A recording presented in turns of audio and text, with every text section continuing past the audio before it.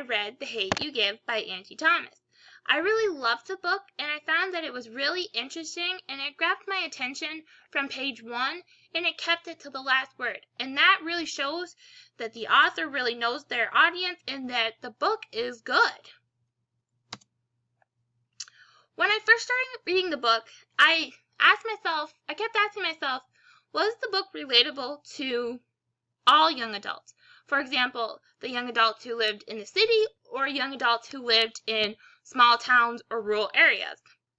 When I first started off the reading, I would have said it wasn't relatable to rural towns or small areas because some of the events that happened don't usually happen in small towns. So the students really couldn't relate to them.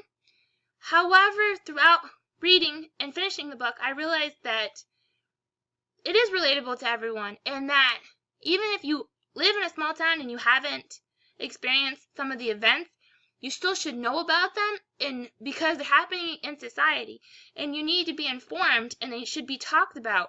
Even if you live in a city, you see them every day, you still need to talk about them. And if you live in a small town where you don't, you still need to talk about them.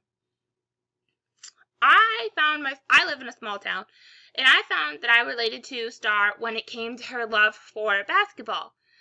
The NBA playoff scene that was described in the text is exactly the way it is at my house, and Star and I both share the same dedication to LeBron James. I was with him with the Cavs, I moved to Miami with him, and now I'm back in Cleveland, and my dedication will go to whatever team he is because I have a passion for him. I think this quote right here really defines who Star is and her search for identity. I just have to be normal Star at normal Williamson and have a normal day. That means flipping the switch in my brain so I'm Williamson Star. Basically, Williamson Star doesn't give anyone a reason to call her ghetto. This quote showed Star's struggle with identity. She was living in two worlds that she wanted to keep separate.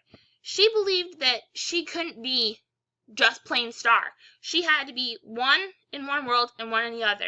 That just plain Star couldn't fit in both worlds. And that left her with a feeling of uncertainty. And throughout the book, I think that feeling of her having to flip the switch really made her problems worse.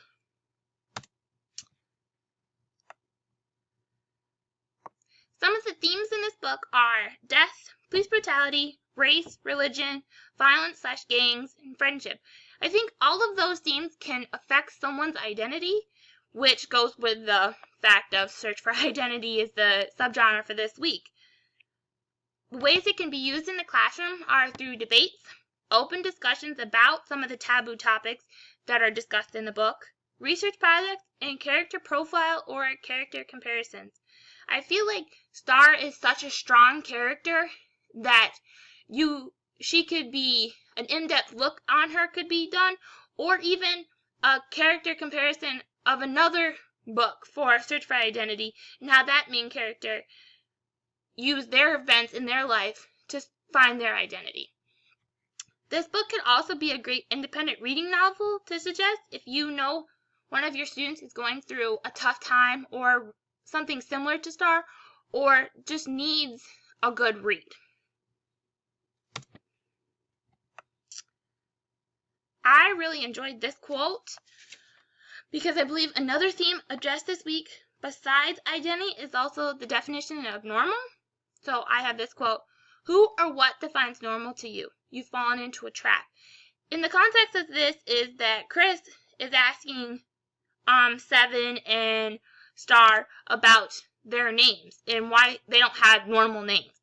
And that's where that normalcy comes from. So I connected last week's reading to students' need to understand normal is just a word and should not be used as a label.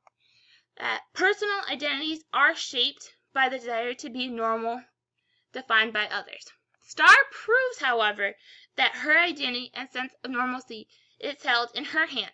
She has the power to decide how the world sees her. I also think that normalcy is something that should be talked about in the classroom, and like the first quote should be unstitched to figure out that there really is no normal. Everyone's different and everyone's unique in their own right. Thank you for watching. Bye!